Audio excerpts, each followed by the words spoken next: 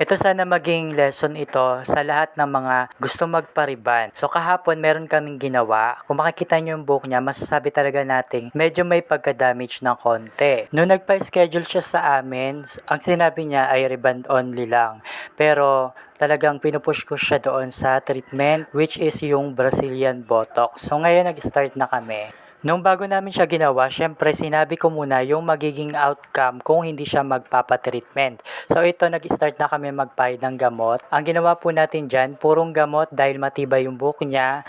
Kung makikita nyo naman kasi kanina, itim na itim yung regrowth niya. Kaya pinahiran natin siya ng purong gamot hanggang doon lang sa mga may wave. So ninipisan lang natin doon. Lumampas ng konti yung gamot doon sa mga may kulay kasi may wave ng konti. Ang ginawa naman nating pagpahid doon, manipis lang ang gamot.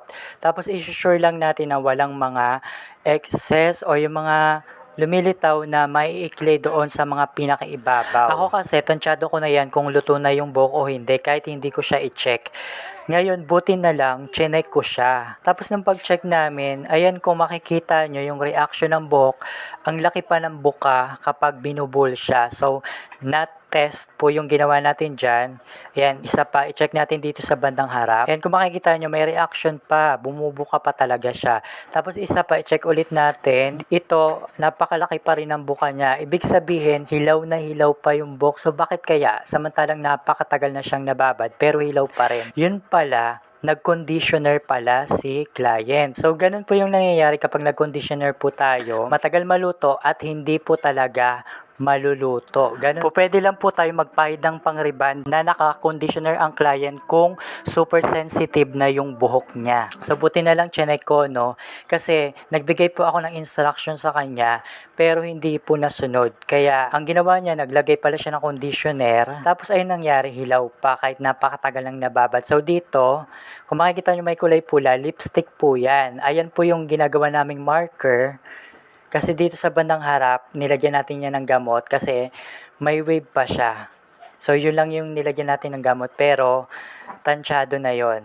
So, ngayon, nag-ulit kami.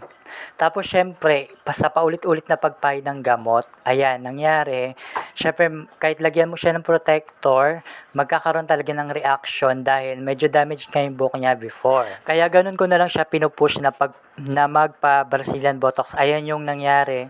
Talagang magkakaroon ng reaction doon sa dati niyang rebond. Kung makikita nyo naman, medyo na-damage pa ng konti. Pero ayan, tapos na po natin niyang nirebond. So, ang gagawin dyan, lilinisin po natin. So, ito na yung pagkatapos after malinis. Ayan, nawala na yung mga damage sa ibabaw nang hindi umikli yung buhok niya. So, ito lang po talaga yung concern niya, yung regrowth. Kung makikita nyo naman, flat naman siya. So, kung hindi po natin yan inulit ng gamot, hindi po yan mai-straight. So, inulit natin, kaya naging ganyan. Ito po ay walang second plan siya dahil hindi na rin po siya nagpa-treatment. Nung una, pumayag na siya, pero binawi niya rin. So, ito, wala po siyang treatment, walang second plan siya. Pero, okay naman yung kinalabasan. Mas maganda pa sana ito kung magpapa-Brazilian Botox talaga siya. So, ang lesson dito, dapat yung hairstylist at yung client nagkakaintindihan.